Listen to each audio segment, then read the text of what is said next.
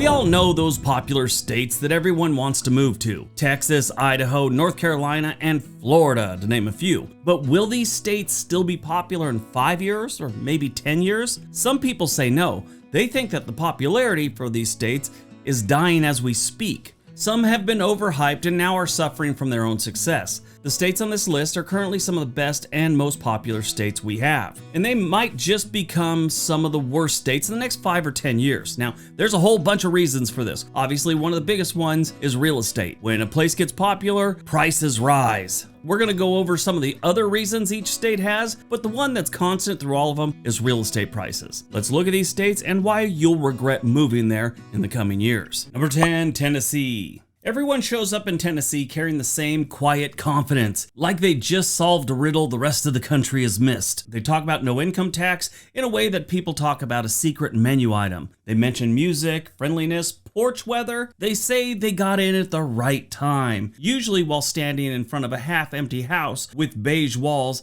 And for a while, they're right. Life feels lighter, bills look smaller, the move feels bold and smart and just rebellious enough to brag to people back home. They post pictures of sunsets and barbecues. They tell people things like, "You should really think about Tennessee," like they're passing along a gift. Then the reality hits them, lightly at first, with things like bad traffic in the larger cities. You're not supposed to have traffic like Memphis and Nashville have when you're such a laid-back state. The roads were designed when the population was half cow, half pickup truck. Everyone's confused, but everyone's patient for now. 10 years from now, it's going to be gridlocked just like every other major city that's been growing. Then, of course, you got to start talking about the real estate. It's not cheap anymore. It pounces on you. The house that felt like a steal suddenly feels like a gamble. Property taxes edge up. Insurance letters arrive with cheerful language and bad news inside. Locals stop smiling when you ask, "So what did this place used to cost?" Then, of course, there's the healthcare. Tennessee was never really knocking it out of the park over the last handful of decades with healthcare. I mean, it's decent, but not compared to states like South Carolina and Kentucky and even North Carolina. But now with such influx of people moving in, appointments are harder to get, and it's starting to get a little more expensive. You also got some friction with cultural and political realities. This is a red state that is slowly turning into a blue state. Longtime locals aren't digging the change. Tennessee didn't trick anyone. It didn't bait and switch. It did exactly what a booming place always does. It rewarded the early arrivals with space and affordability, then charged everyone else a premium for showing up late. Tennessee isn't a bad place to move to. It's just not a secret anymore, and that's gonna lay out a rough road for them in 5 to 10 years. Basically, if you moved here in 2020, you didn't discover Tennessee, you confirmed it was already full. Over the last 5 years, their population has grown 5.8%, which is a pretty good jump. Now, their statewide median home price was $230,000 back in 2020. And right now it's $339,000. That's up about 47.3%. So what will be the main drivers of the regret? Overcrowded, real estate, cost of living. Number 9, Idaho. Idaho was sold as a deep breath, a place where the noise faded and life got simpler. Mountains in the horizon, space between houses, mornings that felt earned instead of rushed. People didn't just move there, they escaped to Idaho. Or at least that's what they told themselves they were doing. They arrived and immediately found out they weren't the only ones that had escaped to Idaho. They ran into a bunch of people that were new to the state and they were enjoying it. They also ran into a bunch of people that had been there forever and they weren't enjoying it. Idaho, and especially some of the major cities like Coeur d'Alene and Boise, are basically a pressure cooker wrapped in pine trees. Over the last 20 years, and especially the last 5, real estate prices have jumped up in Idaho. They didn't just rise politely, they kind of vaulted. Wages stayed where they were, like they didn't get the memo that everything's going up. Roads lagged, services stretched thin, and locals didn't get angry, which would have been easier to process. They got tired.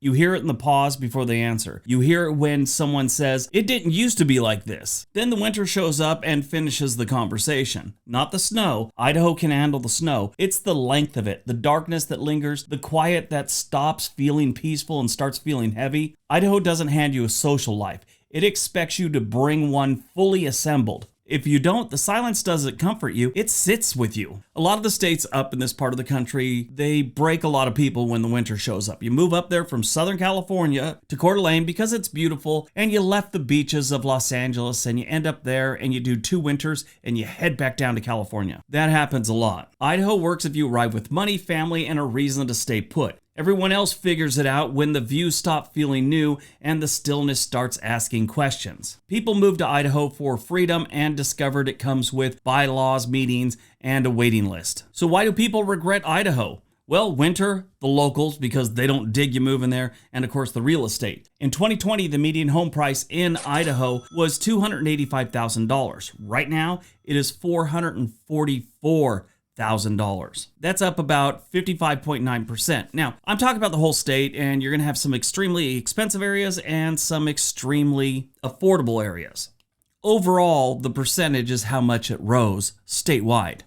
Number 8, Arizona. Arizona lies by omission. Yes, the sun is real. So is the heat that traps you indoors for months at a time. People don't move to Arizona to become indoor creatures, but that's exactly what happens. Summer isn't uncomfortable, it's limiting. Believe it or not, there are temperatures, even when they're warm, that some people can't handle. I'm one of them. If you move me to Arizona, I'm going to be one of the people that sits indoors all summer. If you get 3 feet of snow, I'll be outside. And a lot of people realize this once they get to a desert state. They leave someplace like Minnesota, North Dakota, something like that, and then they get down there and they're happy about the sun. Then they realize how battering that sun can be to your psyche. So when you move there, your life shrinks. Walking becomes a chore, outdoor plans disappear, electric bills spike, cars age faster, and that desert dream starts feeling like a long-term trade you didn't fully understand. And that's before you have the water conversations. Arizona is dry as a bone. They're building so much they have serious water restrictions. Once you get over that, you have the realization that housing isn't cheap enough anymore to justify the sacrifices. That's when you have that quiet thought, why am I paying this much to avoid going outside? Arizona doesn't scare people away, it exhausts them slowly at first, then it picks up momentum. If you can't comfortably exist outside half the year, that's not a good thing. So why will people regret it? First of all, the heat, absolutely, 100%. The real estate, and then of course there's the crowds. Arizona's become increasingly popular over the last 20 years. Since 2020, they've already gained 6.6% of their population. They're all the way up to 7.6 million. To give you an idea how fast they've risen, in the 1970s, they were 1.7 million. Every single decade, they've gained double digits, and some, like in 1980, it was 53%. Then in 2000, it was up 40%. It's been pretty rough. Here's the home prices. In 2020, the average home value was $293,000. In 2025, it was $421,000. Number 7, North Carolina. North Carolina is marketed as a compromise that actually works. Mountains on one side, beaches on the other, jobs, college, mild winters, a little southern charm without going full postcard. It sounds like a balance, the kind of place where you don't have to choose extremes, where life is supposed to land softly somewhere in the middle. At first it does. One town feels energetic, another feels calm. You can drive an hour and feel like you've changed states. That variety is the pitch. What people don't realize is the contrast cuts both ways. One school district shines, one hospital feels modern and accessible, drive a little further, and healthcare turns into a wait list and long drives. Growth moves fast, but the roads, utilities, and services jog behind, always trying to catch a breather. People arrive thinking they've found the sweet spot before everyone else did. Then the traffic thickens, commutes stretch just enough to matter, housing pressures build quietly at first, then all at once. The good area becomes expensive, the affordable area becomes a trade-off no one mentioned. That easy living turns into daily calculations about time, distance, and whether the savings are still worth it. North Carolina isn't failing. It's being pulled in too many directions at once. Growth without uniform support. Popularity without pause. The strain doesn't hit longtime residents first. They already adapted. It hits the newcomers who moved expecting harmony and found a state negotiating with itself in real time. North Carolina didn't lose its balance. It lost its breathing room. And popular places don't disappoint because they're bad. They disappoint because you arrived after the balance was already spent. It's just too popular, and it's bending, and a lot of people think within the next 5 or 10 years, it's gonna break. And the reasons for its decline in future popularity, it's gonna be the crowds, the cost of living, and the real estate. North Carolina in 2020, the median home price was $231,000. Currently, End of 2025, it is 353,000. That's about a 52.4% jump. Number 6, South Carolina. South Carolina is the kind of place that people defend with their chest. Not a spreadsheet, not stats, but with emotion. They moved for a feeling, the coast, the light, the slower rhythm that makes everything seem more manageable. It feels like a reset, and for a while it is. Then the air reminds you where you're at. The humidity doesn't drift in, it presses down. Summers stop being a season and start being a condition. Storms show up more often than expected, and flooding becomes something you plan around, not something you talk about afterwards.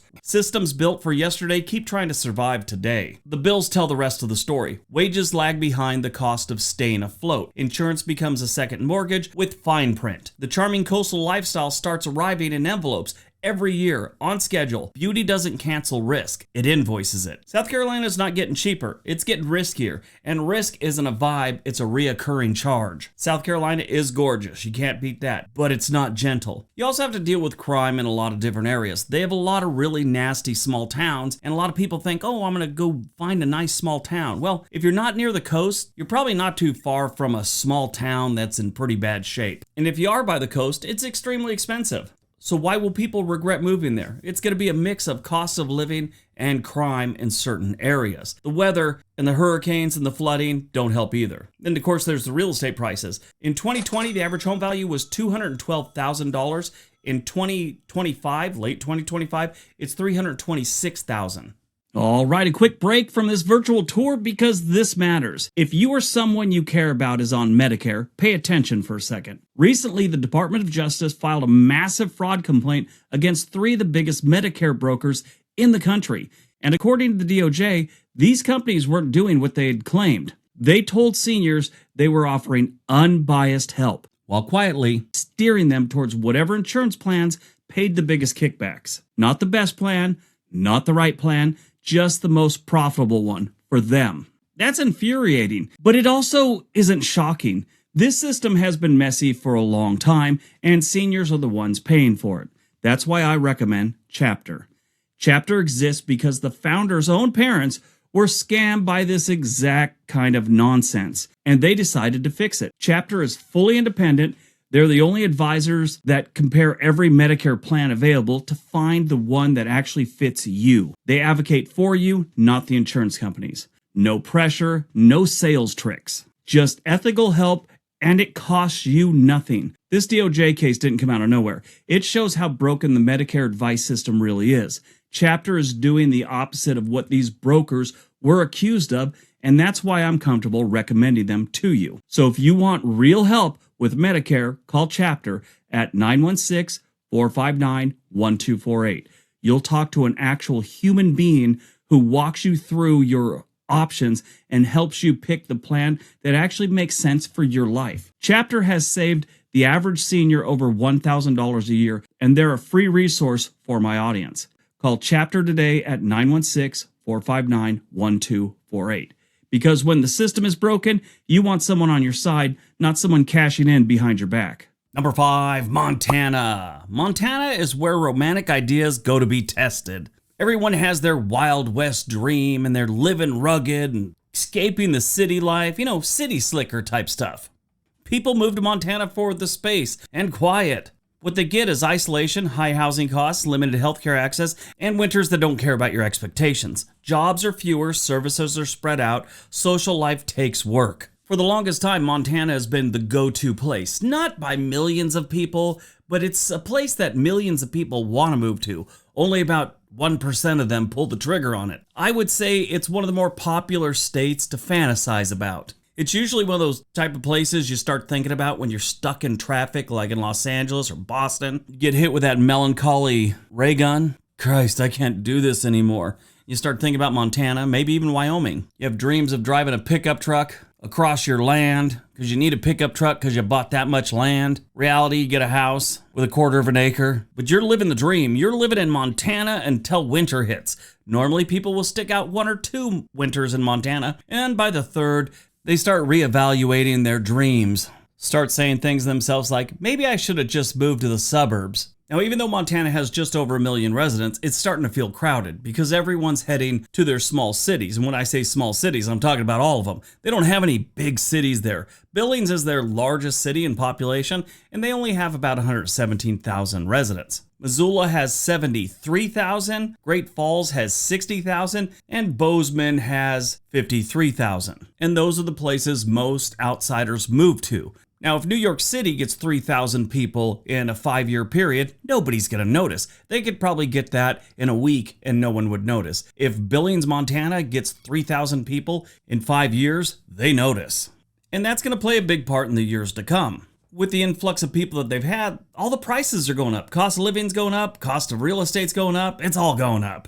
In 2020, the average home value in Montana was $307,000. In 2025, it was $469,000. That's up 52.5%.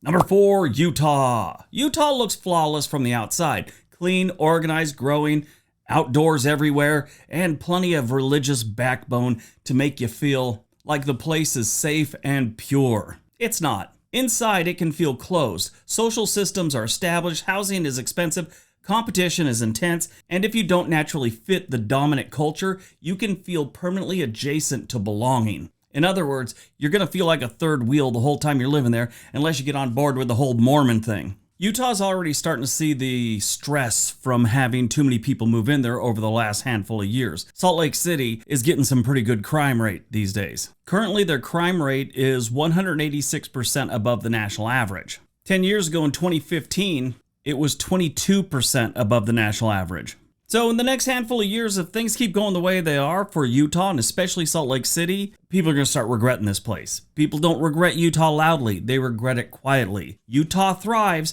but thriving systems don't bend easily for newcomers. Keep that in mind. In 2020, the median home price in Utah was $368,000. That's a difference of 55.84%. Number 3, Texas. The Lone Star State promises opportunity and delivers invoices. Property taxes hit hard, insurance costs surprise people, commutes sprawl endlessly, weather extremes knock out comfort, and sometimes infrastructure. Low tax living turns into high everything else. And that's what a lot of people are seeing right now. Sure, they don't have a lot of taxes, that's great, but their real estate prices are going up, their utility bills are going up, their insurance bills are going up, everything's going up in Texas. I mean, that can be said for everyone, but Texas has been known for being cheap, affordable, and very welcoming. That's becoming less and less of a thing. This is another one that's starting to see cracks in the armor. For years, they were always like 1, 2, or 3 when it comes to the most moved to states. Right now, it's sitting at 5. Still good, but it's not what it once was. People are kind of burnt out on Texas, and a lot of that has to do with all the newcomers. A lot of old-time Texas vibes aren't there because they have so many people moving in from other states. Now, I know a lot of you complain about Californians moving to your state and ruining things, and Texas is the one that has the true gripe. They've seen far too many Californians move in there. Now, that being said, they've also seen a whole bunch of people from the South. If you combine all the southern states, especially the deep South, more of them have moved to Texas than Californians. And when it comes to Californians, a lot of the people moving back there are originally from there, or their parents were, or maybe their grandparents.